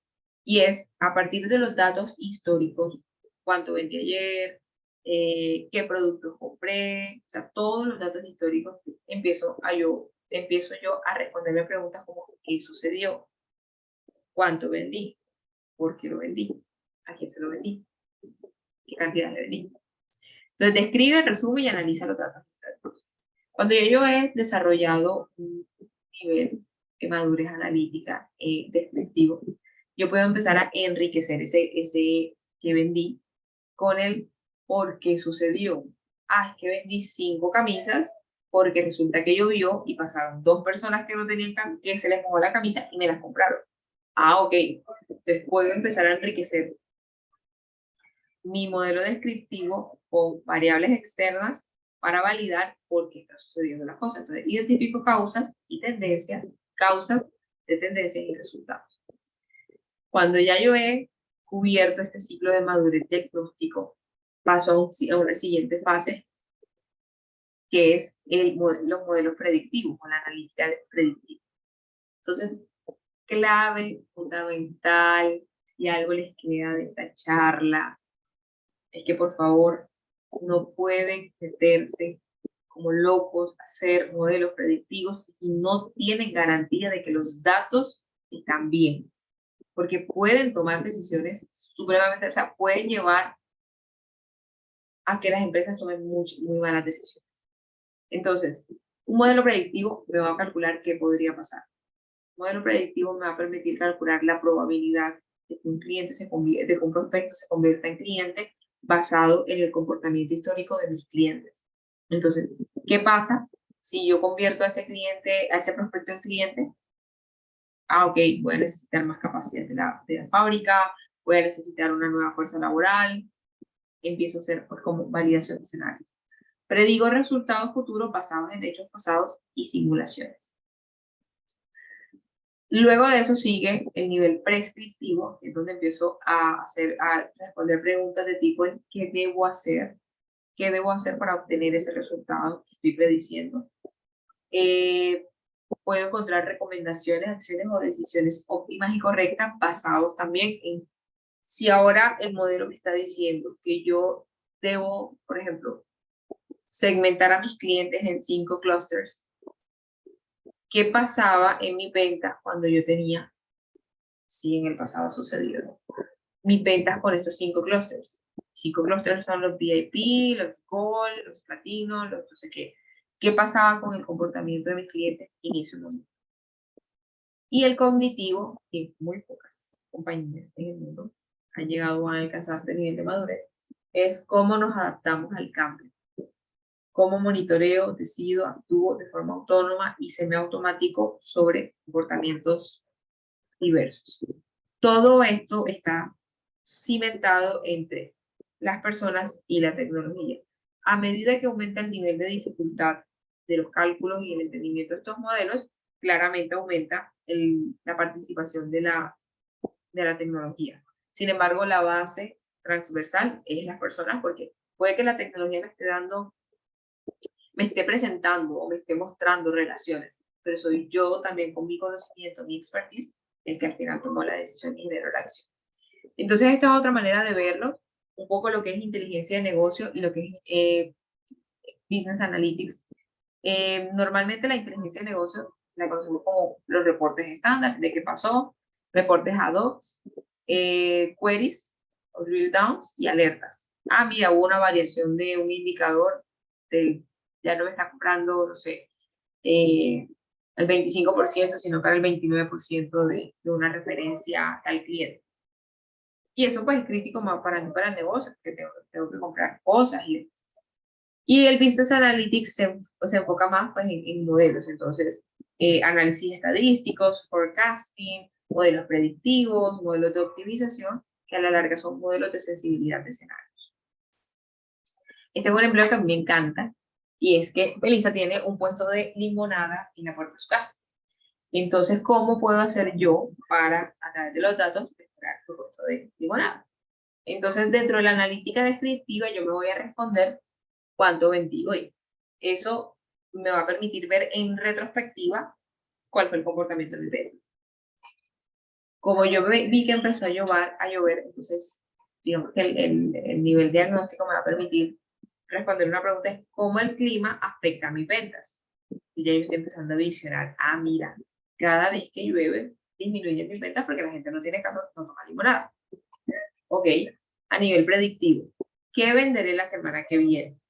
Entonces, es que la semana que viene es Semana Santa y yo hace un año que tenía también expuesto en Semana Santa y el comportamiento de mi venta, pero este año ha incrementado el consumo en un 5%, entonces yo lo voy a subir, puedo predecir que voy a vender y eso me da visión para saber qué voy a comprar. Y en la prescriptiva es cómo puedo aumentar la demanda para que la gente me compre más. Eso me va a dar previsión. ¿Cuáles son los retos? Normalmente nosotros podemos encontrar distintos tipos de retos en las organizaciones a nivel analítico. Uno es que la gente no sabe que existen soluciones a sus problemas, la gente no sabe que existen herramientas de inteligencia de negocio, que existen modelos matemáticos que lo resuelven, que existen fuentes de datos en donde está la información para resolverse. Otro es que listo, yo sé que existen las fuentes, existen las herramientas, pero no sé cómo utilizarlas. O sea, no me entra en la cabeza, no sé. Y la otra es que tengo los datos, tengo la gente, tengo las herramientas, pero no creo en el proceso.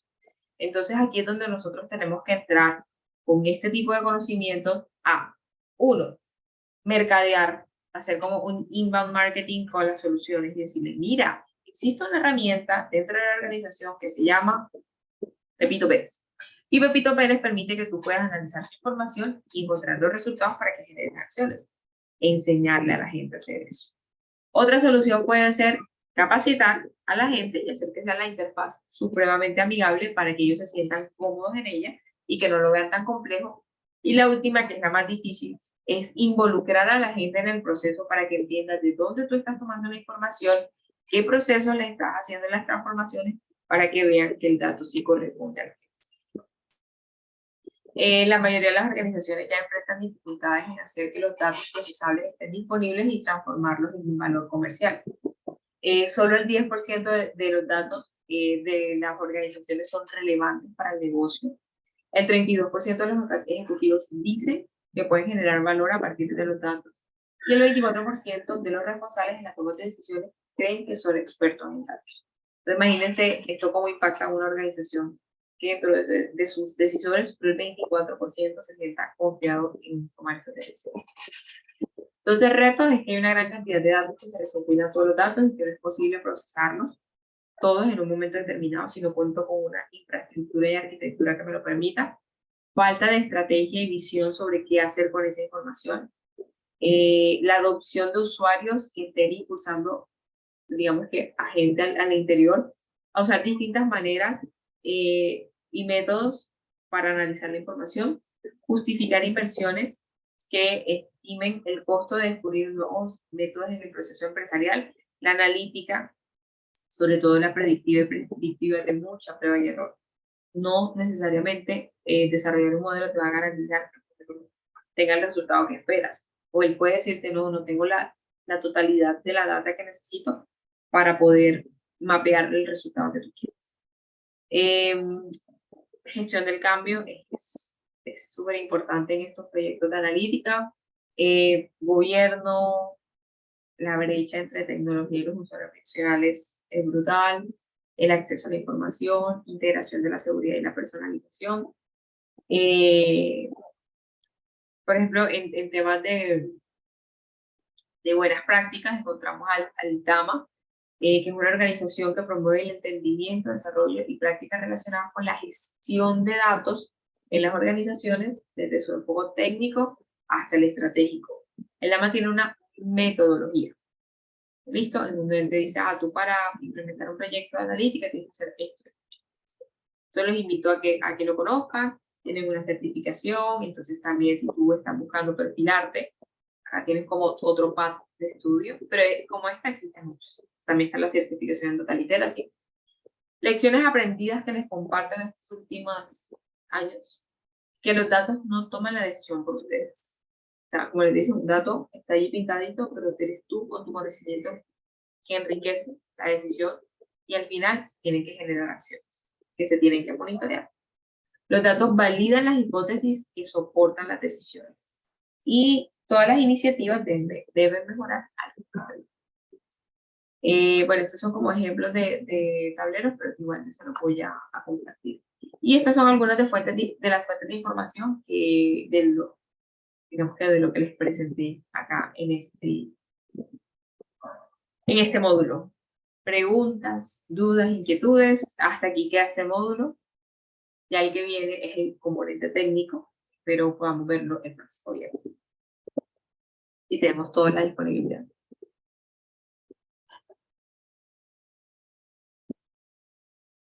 ¿Alguien por acá? ¿Preguntas?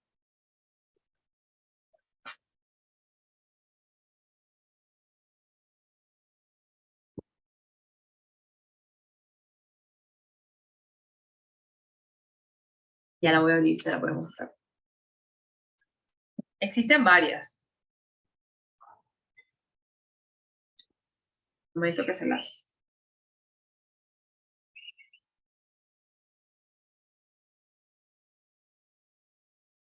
Por ejemplo, acá tenemos el Data Literacy Project. Y acá, mira que tú puedes iniciar. Entonces, él te dice cuáles son como los niveles.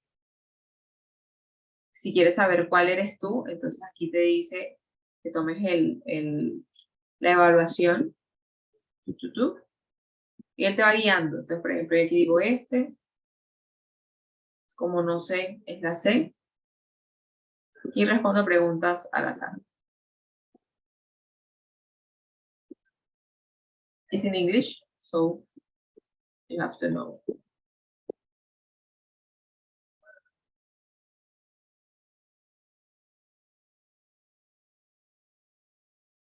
Entonces, con base en esas respuestas que yo le di, él me dice que yo soy un data avoider, que reconozco la importancia de trabajar con datos y sus beneficios y que pueden tener hacia mi rol. Que tomo la data como un data, o sea, como algo que está dado y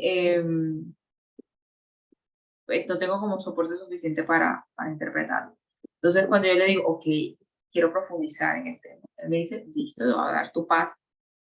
Entonces, aquí él dice, para que tú desarrolles las habilidades que necesitas, tienes que hacer estos skills, mindset, leadership, communication, tal. Y estos son como los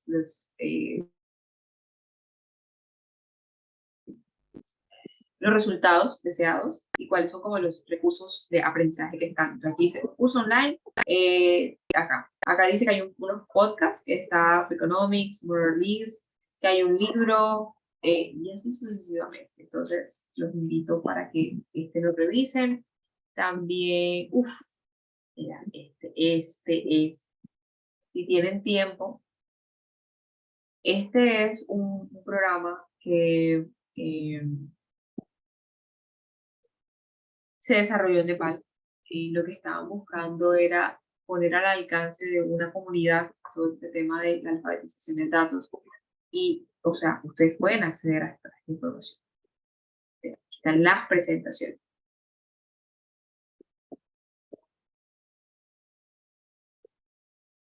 Esto es espectacular. Esto es porque aquí les estaban enseñando a la gente cómo acceder claramente a Internet, pero ya luego viene, mira, introducción a fundamentos de datos. No me van a ver a mí dándolo, pero van a aprender muchísimo. Melissa, ¿qué formación profesional tienes? Yo soy ingeniera industrial. ¿Qué más encontramos por aquí? Yo vi que en DataCamp tienen un curso de Data Literacy, entonces si tienes la beca, por favor aprovechalo. Y hay distintas, en Platzi creo que también está. Bueno, muchas gracias a todos, no les robo más el tiempo, un placer y nos vemos pronto. Chao a todos. Vale, gracias, Meli. Muchas gracias por tu tiempo, por tu conocimiento. Este contenido es súper, súper importante. Agradecemos mucho. Pronto los estaremos invitando al segundo módulo de Meli, que pues ella nos compartió ahorita cuál sería el tema. Quisiera por último invitarlos a que nos dejen igual todas sus preguntas en el chat de WhatsApp de la comunidad respecto a este tema. Muchas gracias por su participación. Les compartiremos la grabación apenas esté lista, también por el chat.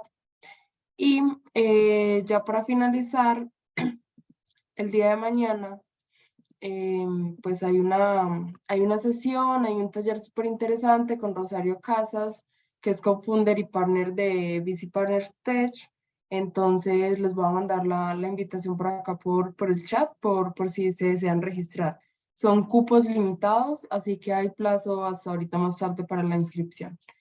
Y listo, eso es todo. Muchísimas gracias por participar. Gracias. Hasta luego.